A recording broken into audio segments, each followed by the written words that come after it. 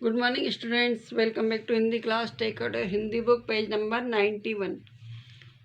आज हम शुरू करने जा रहे हैं पार्ट 14, नन्हा बीज। एक छोटे से बीज के बारे में बताया है। तो ये क्या एक बीज है, वो बीज उगने से लेके पेड़ बनने तक की कहानी का वर्णन इसमें किया गया है। तो क्या है पार्ट 14, नन्हा बीज की। ये क्या है, कविता।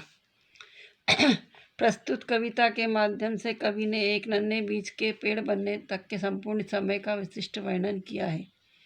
इस कविता में क्या बताया कवि ने कि एक बीज है, बीज बनने से लेके पेड़ बनने तक उस क्या क्या प्रक्रिया होती है उसके बारे में बताया है। कविता के माध्यम से निरंतर आगे बढ़ने का संदेश भी कवि ने दिया है। मतलब जैसे एक छोटा सा बीज कैसे पौधा बनने तक अपनी प्रक्रिया पूरी करके बड़ा होता है, इसी प्रकार हमें भी जीवन में निरंतर आगे बढ़ना चाहिए। अंकुर मिट्टी में सोया था, सपने में खोया था, नन्हा बीज हवा ने लाकर एक जगह बोया था। मिट्टी के अंदर एक बीज लगा हुआ था, वह कुछ अंदर मिट्टी में दबा हुआ था, मतलब सपने में दबा हुआ था। तो हवा के द्वारा वो कहीं से आया था और मिट्टी के अंदर एक जगह उसको बो दिया गया था। तभी बीज ने ली अंगड़ाई, देह जरा सी पाई, आँख खोलकर बाहर आया, दुनिया पड़ी दिखाई। तो तभी बीज ने क्या करा, अपने थकान को दूर करने की कोशिश की। जैसे मतलब अपना फैला तो वो थोड़ा सा बड़ा हो गया, तो उसमें थोड़ी सी कोई एक जगह उसमें से दिखने लगी। आँख खोलकर बाहर आया, दुनिया पड़ी दिखाई। जब वो बीज मिट्टी में से निकल के बाहर थोड़ा सा निकला तो उसको दुनिया दिखाई दी। बाहर आया, आँख खोल के बाहर आया मतलब वो उसमें थोड़ा पनपा। खाद मिली, पानी भी पाया, इससे जीवन आया, ऊपर बढ़ा इधर धरती में, नीचे उधर समाया। खाद मतलब जो खेती के पेड़ पौधों में रसायन डाली जाती है उसको खाद बोलते हैं। तो उस बीज को पहले क्या मिली, खाद भी मिली और पानी भी दिया गया, इससे उसका जीवन बढ़ा।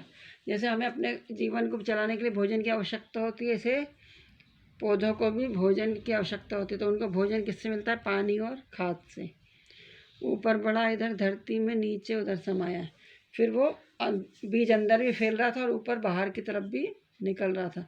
तो आपने देखा होगा पेड़ों की जड़ें अंदर निकलती और ऊपर उसकी पत्तियां आती हैं। तने डालियां पत्ते आए और फूल मुस्काए, नन्हा बीज वृक्ष बन करके धरती पर लहराए।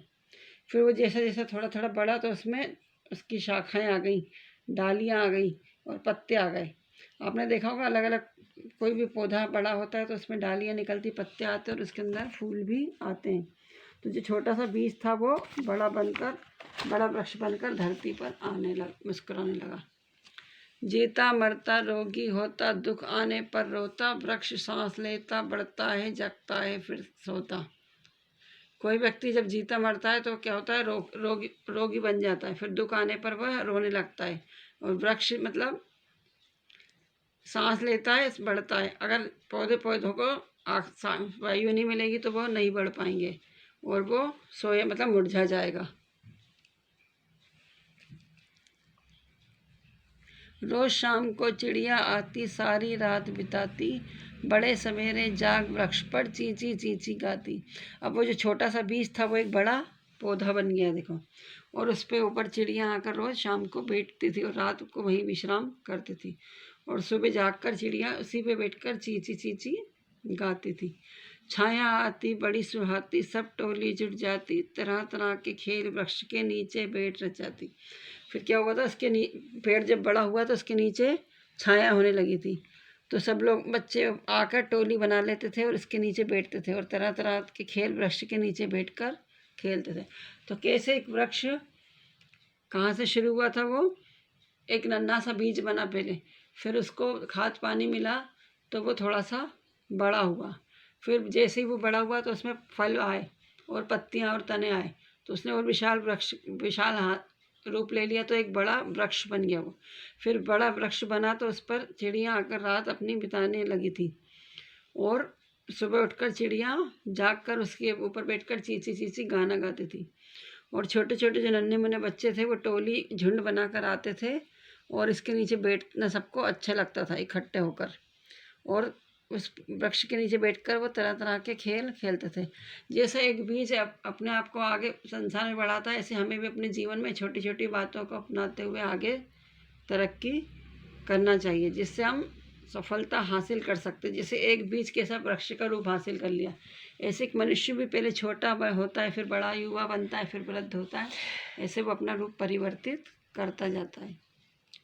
तो आपको आया ना ये पाठ समझ में कि कैसे बीज से वृक्ष का निर्माण होता है। Thank you, have a good day. इसको आप कविता को एक बार और दोहरा लीजिए घर पे, और बिना देखे होमवर्क कॉपी में लिखने का प्रयत्न कीजिएगा।